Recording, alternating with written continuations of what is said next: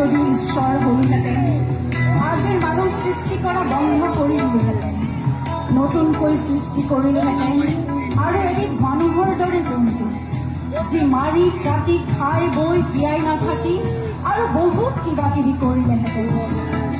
দিলোহেঁতেন এটা মস্তিষ্ক, যাৰ কাম চিন্তা কৰা, শুদ্ধ যি মস্তিষ্কত দৌৰিব অনুভূতি, আবেগ, উচ্চাকাংক্ষা আৰু দূৰদৰ্শনৰ অনিৰ্বাণ আশ্ৰমেৰ খুৰা, যি মস্তিষ্কত আস্ফালিত হ'ব পৰিৱৰ্তন, আৱৰ্তন আৰু নিয়ন্ত্ৰণৰ নতুন, যি মস্তিষ্কত আস্ফালিত হ'ব পৰিৱৰ্তন, আৱৰ্তন আৰু নিয়ন্ত্ৰণৰ নতুন।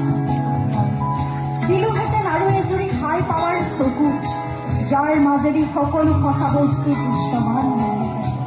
দিলোহেঁতেন দুখন এক্সট্ৰা কাণ, শুনিবলৈ সকলো অস্ফুট শব্দ, উশাহ নিশাহ, হুমুনিয়া, হতাশা আৰু সময়ৰ পদক্ষেপ, উশাহ নিশাহ, হুমুনিয়া